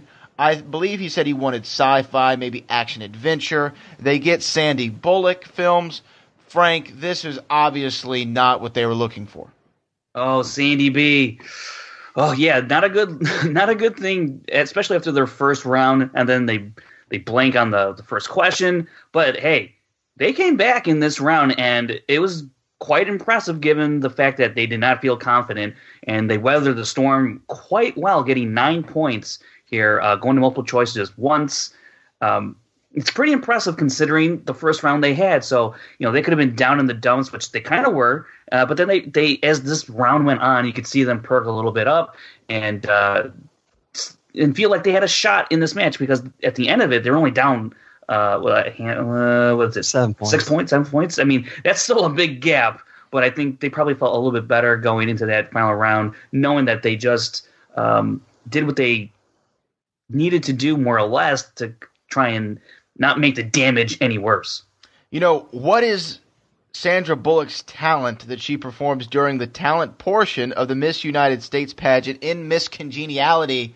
I love that movie. I'm going to be honest with you. This is actually it's not one of my favorite movies, but as far as Sandra Bullock goes, I really enjoy it. And who could forget the glasses, because all the girls were drinking them backstage and they messed up her tune, so she had to go out there and then improvise. I don't know if y'all remember that, and that's where the sing technique came in. So actually a bit of a tricky question, and that's why nobody got it. Brian Davids, DC Movie News, Sandy Bullock. I mean, did you feel for him like I did? Well, I want to go to that Miss Congeniality question. I haven't seen the movie, but one of the best fake answers we've ever heard on this show, reciting gunfire from KO. Just absolutely hilarious. Was a great one. Yes. It makes no sense for a talent during a beauty pageant, whatever the hell it is, but still, it's hilarious. Now, the answer that was given was playing wine glasses, playing water glasses. This activity or talent is technically called a glass harp, or it's called musical glasses, or it's called singing glasses. So they say it in the movie as playing water glasses or wine glasses, so that's fine. But just in case you want to know what it's actually called in real life, glass harp, musical glasses, singing glasses. And wonder, real quick though, wonder if, so in the movie, and I'm going to lay this out because I might be wrong and someone will correct me if I am. I'm about to correct you that you're wrong. Okay, I just know it. So in the movie, she's about to go out for her talent portion in the actual competition, right? Not in like the tryouts, in the actual competition. They drink, and then while she's getting ready to go, the other contestants, mainly Miss Texas and Miss New York, are drinking some of the water glasses, which messes up her tuning. So she goes out there and has to freestyle, and she actually gives a women's self-defense course. I do believe that was the sequence of events. So if one of the people answered she was giving a women's defense course, I wonder if they were called wrong, if a challenge would have gone through, and then they would have been given the point. This is just something that I think about. Now, if you had given the answer of self-defense, you'd be right. If you wanted to challenge the playing water glasses answer, you'd be wrong, because, and I talked to Chandler about this, she said that she played the water glasses in the preliminaries. So she did. Because you qualified there, that is part of the pageant. And that's where a lot of people misunderstood this question. That is still considered part of the pageant if you know how pageants work. So, yeah, it wasn't in that main moment where she had to improvise with self-defense. But because she used the water glass routine in preliminaries, that is still a viable answer. Thus, both are technically right if you happen to use one or the other. So it would have been interesting, though, had there been a challenge, had someone answer with self-defense. It would have been interesting to hear all that drama, but both answers are technically correct per the way pageants work. Brianne Chandler, she knows her beauty pageants. Now, they had to go to multiple choice on the net question, software engineer. That really bothered me just because the title kind of gives it away. John Geiger, Willem Dafoe in the worst sequel ever, Speed 2 Cruise Control. By the way, this reminds me of my Speed 3 pitch that has to get made. I don't pitch movies often, but my Speed 3 pitch, man, it's primo. Key director Paul Feig. That's Paul Feig, not Paul Feig. Not Paul Feige, it's Paul Feig. I just want to get that out of the way. It drives me nuts when people mispronounce that name. It's so easy. Paul Feig. The While You Were Sleeping final guy, Bill Pullman. Impressive poll without multiple choice. Pun intended, 24-15. And Demolition Man, guys. Demolition Man rears its damn head again. Watch Demolition Man. Once again, Skaliski clearly likes this film. Learn it, watch it, learn it. I've been saying for a while, and I said it earlier in this match or in this recap, the true test of a team for me is how they respond to a deficit, how they respond to being down big after just watching their opponent dominate in their turn. So to me, this shows a lot about a team's character, a lot about a team's DNA. And to put up 9 points out of an available 12 for DC Movie News, that is impressive considering a lot of teams would have just given up at that point. So I'm really impressed that they pulled that off despite spinning Sandy Bullock, which is obviously something that KO was not comfortable doing. But still, this is why this team should stick around because of the fight they showed. More on that later. So going into round number 3, Team Top That up 24-17. And allow me, to read the questions for round 3 for DC Movie News. The first question was a category of war movies. In Full Metal Jackets, what is the name of Private Joker's best friend? They use a JTE rule on that question to try to buy some more time. The answer was Mike. Question 2 was musicals. Who played Heidi in the 1937 film of the same name? A JTE rule again, but Adam Gertler is able to pull Shirley Temple. And then we round out with the category of Meryl Streep. What 1999 film was directed by Wes Craven and stars Meryl Streep? Another JTE rule, and they don't come up with the answer. The answer was Music of the Heart. Frank Janisch, tell me about it, man. You know, this I've seen Full Metal Jacket, but not recently. So it sucked because I felt like I could have pulled this answer, but it was a lost cause, really. So I kind of felt for them on that one. The Shirley Temple question, I knew this answer because every time I would go to my grandmother's house when I was young, for whatever reason, she loved Shirley Temple, and I would always see all these VHS tapes. That's before DVDs, folks. So, and I would see the name Heidi with Shirley Temple's face right there. And so that's the only reason I knew this one. And then their last question. That's a really good 5-point question. I thought Meryl Streep, Wes Craven, never would have thought of it. They did a movie together. Who knew? Who knew? I didn't know, and I did get that wrong. Private Joker's best friend's name was not Mike. I had that written down because Mike answered the question. Brian Davids, what did you think of the 3 questions they were given, DC Movie News? Well, for starters, I'm always looking for trends in the Schmoedown, and it's just amazing that in the same week we had these 2 matches that basically resolve themselves in the exact same way with a TKO where the other team doesn't get to even field the question. So very similar there, and they're similar in the fact that their round 3 questions were very, very difficult relative to all the other Schmoedown matches we've seen. An argument could be made that any one of these DC Movie News questions could be 5-pointers, honestly. Mm-hmm. Heidi, Wes Craven, Private Joker, these could all be 5-pointers relative to the other Schmoedown 5-pointers that we've seen throughout the history of the Schmoedown. So very tough selection here. And regardless, though, the top team won. The best team won this match. That was Top That. But DC Movie News, regardless of their tough round 3, the fight they showed in round 2 is why they must continue. And one more point about this. I've said it already, but as great as the team tournament was, it was missing MODOK and Top That. Aside from an even higher level of competition, who knows what would have happened had both those teams been included in that amazing team tournament. After several months off, to score 24 points in 2 rounds without any round 3 questions, my God, they broke into the top 10 of all-time points. Thanks to you, Frank. Thanks for that. Despite only 4 matches, and they're already top 10 in all-time points for teams in the Schmoedown.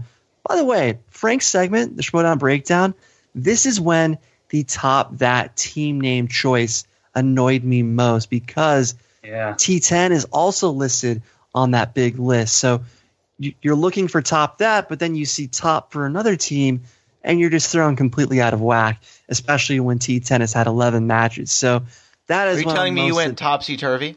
I was totally topsy-turvy. It was super confusing because I kept looking for top, and then I had to realize there's another top team. Only the difference is Top That is already better than Top 10 ever was. Booyah. Oh, boy. Oh, boy. Oh, wow. Well, hey, going into the post-match here, of course, Team Top That wins 24-20 by knockout. Josh Macuga, the Wildberries, is taking the taking the reins here for the backstage interviews, or the post-match interviews, I should say. Team Top That, they actually are they're feeling pretty confident. You know, that's their second knockout. Obviously, they should feel pretty confident. They're calling out MODOK. They say Team Top 10 would be an interesting one just off the naming rights, I guess, to the names. And Josh Macuga says you might need to wear a top hat. Brian Davids, what stuck out to you about these post-match interviews? Well, for starters, Josh Macuga doing the post interviews again. What is this, 2016? I mean, clearly Emma was in Connecticut for her brother's wedding again. Clearly Jen Sturger was doing some MMA stuff, I have to presume. So, man, Perry and Macuga doing interviews in the same week. Awfully strange. But I love the attitude that I'm seeing from Top That. Jim flying Viva right away. F&A, right? I mean, that is something we would never see. That is something we would never see from this team previously. And then Macuga acted like Sandy Bullock was a thorn in the side of DC when they had a great round with Sandy getting 9 points. So he brought this up to Top That when it wasn't DC's interview. So Macuga was clearly rusty as far as the post interviews go. He hasn't done them in a while. But like you said, Brad, Top That, they still want MODOK. They want revenge for the clammy hands debacle. And who knows, if that question had gone IGN's way at the time, they could be champions right now. So that's how one call can change everything. But yeah, Jim did address that Top 10 would be interesting given the commonality, especially if T10 beats Action at Spectacular. That's potentially going to set up the top versus top match because, as Christian said at the very top of this match, pun intended, that this is a contender match. So I'm upset that it's potentially skipping over MODOK, but it allows Top That to take out T10 if they beat Action. Now, I love that they showed no fear of the Patriots. They said the Patriots haven't played a real team. So Top That's clammy hands are no longer clammy. They showed more attitude this time around. I'm not going to call them heels because God knows we don't need more of those, but they seem to have a new perspective on how to succeed during the Schmoedown and in between each match by showing some attitude like Frank Janisch on Michigan Avenue. I mean, sometimes you just got to, throw some bows. That's all, Just sometimes you got to do it in the shy. Right, Frank? yeah, exactly. So, got those bows in the shy. Well, I think it was a good week. It was a couple fun matches. Obviously, DC Movie News, I think they're an incredible team. Mike Kalinowski, I felt like, he did take away, even though he said he didn't want to, he did slightly take away Team Top That's victory by saying, they got Spinner's Choice. We got Sandy Bullock. What are you going to do? But, hey, that's just the way the cookie crumbles. That's the way the wheel spins out. It's misfortune, if you will. And I think DC Movie News is going to be back, and they're going to be better than ever. Wouldn't you agree, Brian? You can't blame this on comic book movies, especially when Eric Goldman is getting 7 points in round one and answering the What About Bob director, something that only he could do. So this was not just a comic book movies or Spinner's Choice byproduct.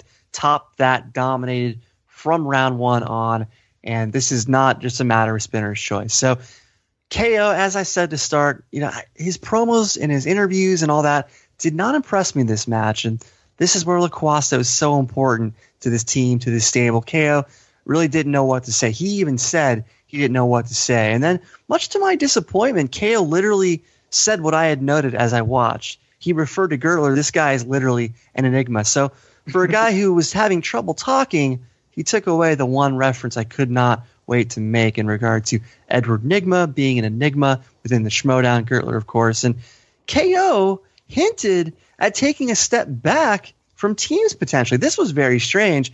He thinks he's spread too thin, possibly.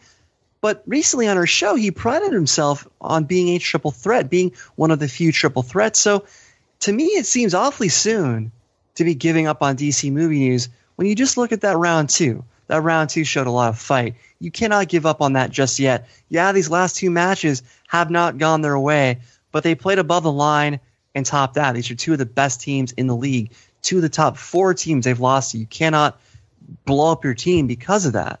So I kind of felt bad for the mute as he couldn't defend himself in that moment. He kind of threw Gertler onto the bus during all this, just the way he was talking. Plus KO overreacted to Gertler's impressive 3-point pull, the Shirley Temple question. He acted like he had no faith in the guy. And then after the match, he's talking about breaking the team up. So very odd moment, very strange words from Kalinowski, very strange behavior. I didn't like what he did to Gertler. I could tell Gertler was kind of bothered by this, but he couldn't say anything because he's the mute, he's the enigma. And then there was this odd moment where Macuga referred to KO as a number 1 contender, which doesn't make any sense given his number 4 ranking that was released this week. We still have to decide who's the singles number 1 contender. That's a long ways away next season. So I'm not sure why those guys said that, but still very disheartening and discouraging DC Movie News post-interview. They've got a bright future. They cannot give up. Frank, tell me you agree. DC Movie News should not give up. Oh, they should definitely not. I was really surprised, like you, that Kalinowski went as far as saying maybe he needs to take a step back. I was like, whoa, yeah. you ran into a buzzsaw, and sometimes that happens, and things didn't go your way. Okay, but you're still a good team. You've done a lot of good things, whether intergeekdom, singles, and teams. It really threw me for a loop there, and I think it's really coming from a place of just aggravation. He's looking for answers, and he's saying whatever comes to his mind, looking for answers, and it's understandable in that time. And I think as the weeks go on, maybe we will hear from Kalinowski, and that's not going to be the case with DC Movie News. I mean, look, he's going to get a break regardless because we're coming up at the end of the season, spectacular. There'll be a little break, so he'll get one whether he wanted one or not. So hopefully that's all the time they need because we cannot see DC Movie News leave the team league for any amount of time because we saw what happens when we haven't seen IGN or Top That and when we don't have MODOK. It's just the competition is not as great as it could be, and DC Movie News is a part of how great the competition has been in the team league. So I hope this was all set out of frustration and not that it's actually a plan of action that's going to take place. And Gertler outplayed Kalinowski in their last match, and Kalinowski was quick to credit Gertler for outplaying him in their last match. They have so much potential. Yeah, to suddenly pull an about face, come on, KO, stop it. He was just upset. He was just upset that he had a tough loss, and I get it. Sometimes you say things in the he was a prisoner of the moment, some might say. Here's what he's doing. Right. Guys, here's what he's doing. He's trying to get his name mentioned on the All the Belts podcast Heel Watch segment. He's just trying to get attention on that show. I see what he's doing. Stop it. Don't sell your partner down a river. Okay. Well, hey, guys, we're going to have time here for actually something special that we get to interact with the listeners of this show. Real quick, we're going to answer a couple of questions that have been submitted from the fine residents of Schmoeville. Real quick, I'm going to throw it to y'all guys before we announce who we think won the week. So first off, John Salvi asked us, could you see a Survivor Series style match in the near future on the Schmoedown? Frank, would you like to see that, maybe like a 5-on-5 or a 3-on-3 elimination style team match? Yeah, Brad, first of all, when I saw a Survivor Series style match, I didn't know if this meant like they're going to have to eat some bugs, they're going to be on an island, so I really need someone to explain it. Well, I need someone to explain this to me because I'm not all in the wrestling circle. That's why people like you, Brad, are in the Schmoedown community to help people out like me who don't know what the hell Survivor Series style match means. So Survivor Series is a Thanksgiving tradition. Obviously, it takes, I think it's 27 years now WWE has put on their annual pay-per-view. It's essentially 2 teams of 5 competitors, and it's elimination style. And whatever team remains standing at the end when the other ones are wiped out of competitors are the survivors. And if there's one left, they are the sole survivor. That's essentially what a Survivor Series match is for those of you who do not know. Brian Davids, would you like to see this match?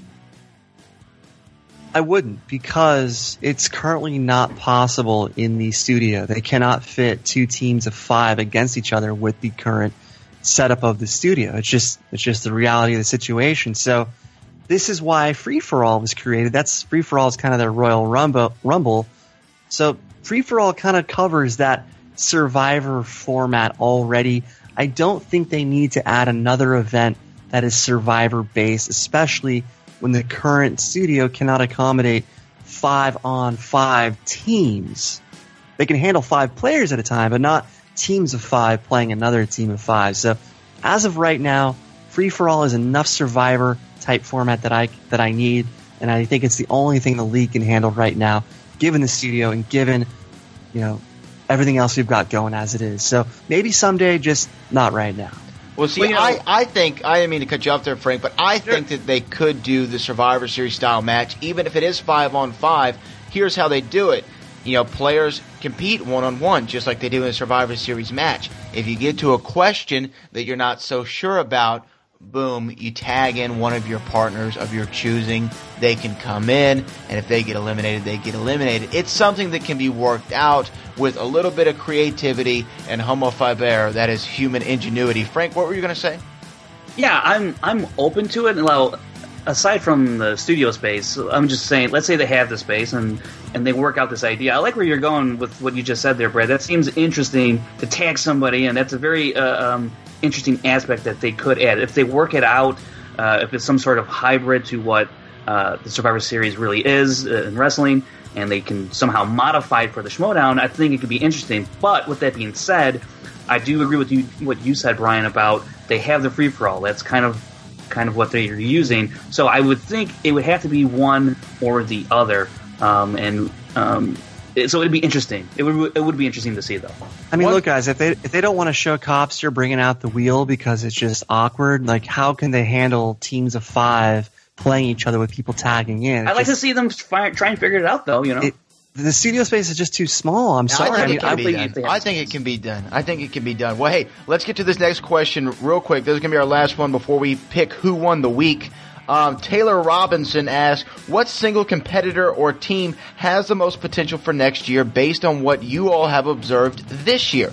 Is there a competitor or team that you believe has been haunted by bad luck but has the skill to play title matches? I'm going to answer this one first, and I think we all might have a similar answer, but if we don't, that's okay.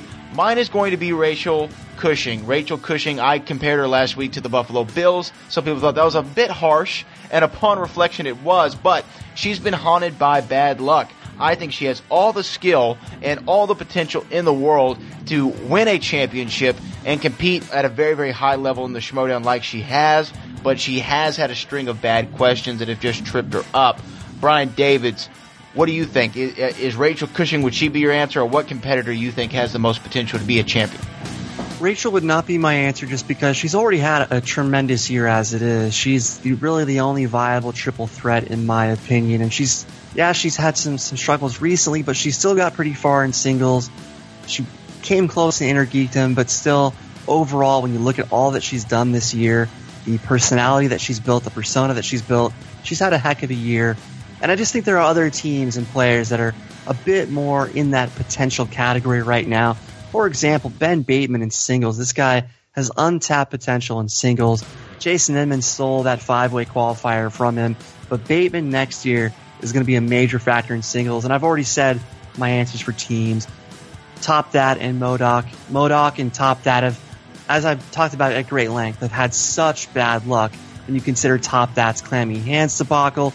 Modoc, when you consider the fact that they had never played with foreign objects in the speed round against the Patriots. They played the Patriots better than anyone has ever played the Patriots. They've had super bad luck, especially since their title match came right before the team tourney, which for some reason did not qualify them for the team tourney. So that gave them a chance to not be able to win 4 in a row, which would give them another immediate shot at the Patriots. So they've had bad luck as far as scheduling and their matches falling at the wrong time of year. Even their last match last year kept them out of things for way too long. So both of those teams are going to dominate next season along with above the line. The Patriots are going to have 3 really good teams to fend off, and then you've got Action and T10 kind of on the outskirts still. So the team division is stacked next year. And real quick, this was the first match, this last match we covered, where Christian Harloff set up Frank Janisch's Schmoedown breakdown. The first time, the very, very first time. But he forgot Frank Janisch's affiliation. Just want to point that out. Anyways. Well, so the first part to Taylor's question here, single competitor team, potential, it's got to be Ben Bateman. This guy is hungry for that singles title. he is going to go after it full throttle. I cannot wait to see how he takes the singles league by storm next season. And who's had the bad luck? It's Bibiani. It's a fact. It's an actual fact that Bibiani, through the first 2 rounds, has the highest point average amongst all players this year. It's an actual fact. And when he gets to the 3rd round, it just falls apart for him. And it's inexplicable to me how he can be so dominant through the first 2 rounds, and then it just evaporates. Whatever he was building, whatever steam he built up, it just evaporates in the 3rd round. And he hasn't had the chance to sniff any kind of title. It's mind-blowing to me, and it's just he's the guy that I think has been haunted the most by bad luck. Bad strategy, and their team lost. That's team fair enough. Lost. That was ridiculous, their round 2 choice, and the fact they deferred. There was one more question that I wanted to address from Aaliyah Moore real quick, and we don't have time to go super in-depth in it. She did say, hey guys, who do you think of the 2 has the better outcome? Those who take their first spin result, or those who spin twice? And without a doubt, those who spin twice have the worst outcome in the Schmoedown. And perfect example of this, without having in-depth stats in front of us, the singles tournament, excuse me. Look at how many singles players in a row in that tournament spun opponent's choice on their second spin. They tried to go for a better category, and on their second spin, they landed opponent's choice. So anytime you're going for your second spin, you are basically pushing your luck. You are pressing your luck. You are trying to improve on what you drew first. And anytime you're pushing your luck, bad things tend to happen. So we don't have stats in front of us. Actually, Frank may have stats, but my gut instinct. Hold on one second. Did you say Frank may have stats? No. Well, this is a last minute request, so he may or may not have, but he has it. I'm pulling it up right now.